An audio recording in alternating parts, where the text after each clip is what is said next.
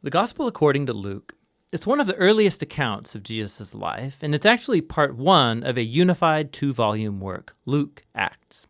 If you compare the opening lines of both of these books, it's clear that they come from the same author, and there are internal clues in the book of Acts, as well as an early tradition that identifies the author as Luke, the traveling companion and co-worker of Paul the Apostle, who we know was also a doctor. Luke opens his work with a preface telling us how and why he wrote this book. He acknowledges that there's many other fine accounts of Jesus' life out there, but he wanted to go back to the eyewitness traditions of as many early disciples as he could, in order to produce what he calls an orderly account about the things that have been fulfilled among us.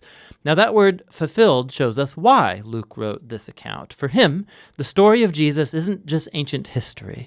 He wants to show how it's the fulfillment of the long covenant story of God and Israel, and bigger than that, of the story of God in the whole world. The book's design is fairly clear. There's a long introduction that sets up the stories of John the Baptist and Jesus. Then in chapters 3 to 9, Luke presents a robust portrait of Jesus and his mission in his home region of Galilee. After that, the large midsection of the book is Jesus' long journey to Jerusalem, which leads to the story's climax, Jesus' final week in Jerusalem leading up to his death and resurrection, which then leads on into the book of Acts. In this video, we're just going to focus on the first half of Luke's gospel. The extended introduction tells in parallel the birth stories of John the Baptist and Jesus. So you have this elderly priestly couple, Zechariah and Elizabeth, and then this young unmarried woman, Mary and Joseph. They both receive an unlikely divine promise that they're going to have a son. Both promises are fulfilled then, as John and then Jesus are born, and both parents sing poems of celebration. Now these poetic songs, they're filled with echoes from the Old Testament, Psalms and prophets, showing how these children will fulfill God's ancient promises.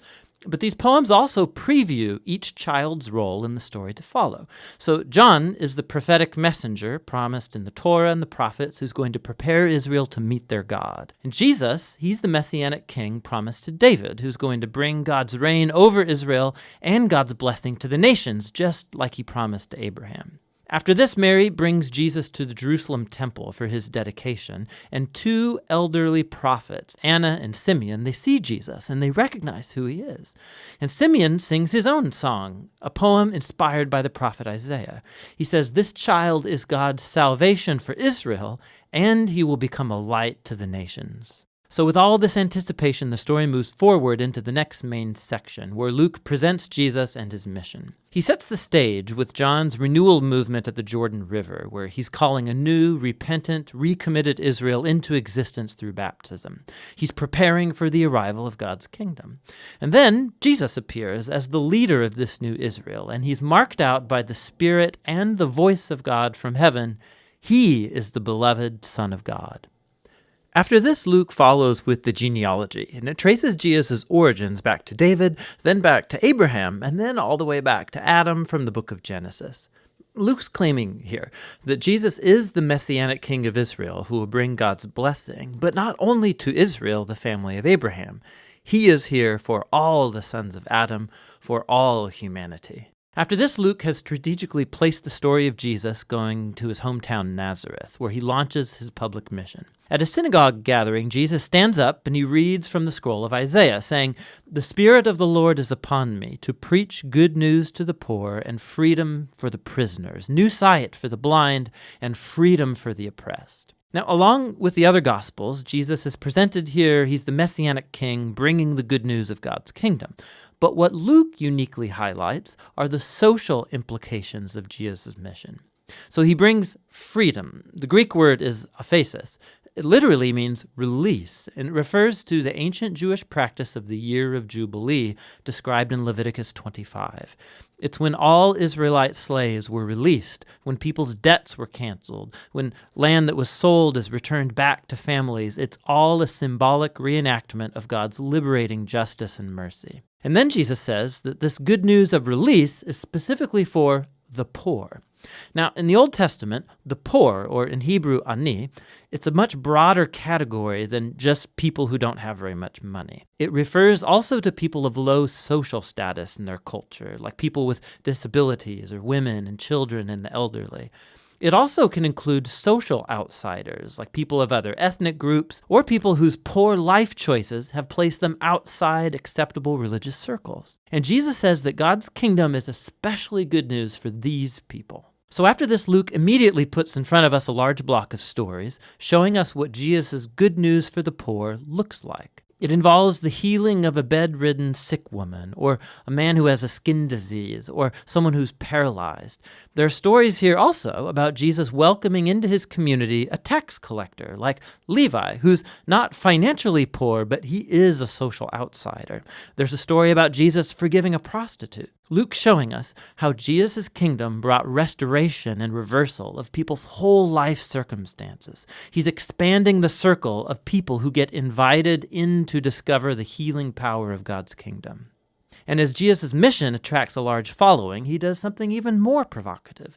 He forms these people into a new Israel by appointing over them the 12 disciples as leaders corresponding to the 12 tribes of Israel. And then Jesus teaches his manifesto of an upside-down kingdom, or as Luke calls it, the sermon given on the plain. He says God's love for the outsider and the poor means that his kingdom brings a reversal of all of our value systems. He is here to form a new alternative people of God who are going to respond to Jesus' invitation by practicing radical generosity, by serving the poor. People who are going to lead by serving and live by peacemaking and forgiveness. People who are deeply pious but who reject religious hypocrisy. Now, Jesus' radical kingdom vision, his claim to divine authority, it starts to generate resistance and controversy, especially from Israel's religious leaders. His outreach to questionable people, it's a threat to their religious traditions and their sense of social stability. And so they start accusing Jesus of blaspheming God, of being a drunk and mixing with sinners. And so this section culminates in a new revelation of Jesus' mission to his disciples. He says that yes, he is the Messianic king, and that he's going to assert his reign over Israel by dying in Jerusalem, by becoming the suffering servant king of Isaiah 53, who dies for the sins of Israel. And then this shocking idea, it gets explored in the next story, as Jesus goes up a mountain with 3 of his disciples, and he's suddenly transformed in front of them. They're enveloped in this cloud of God's presence, who announces, "This is my chosen son." And then Moses and Elijah are there, the 2 other prophets who encountered God's presence and voice on a mountain. And Luke tells us that they're talking together about Jesus' exodus that he was about to fulfill in Jerusalem. Now that Greek word exodus, it's a clear reference to the Exodus story.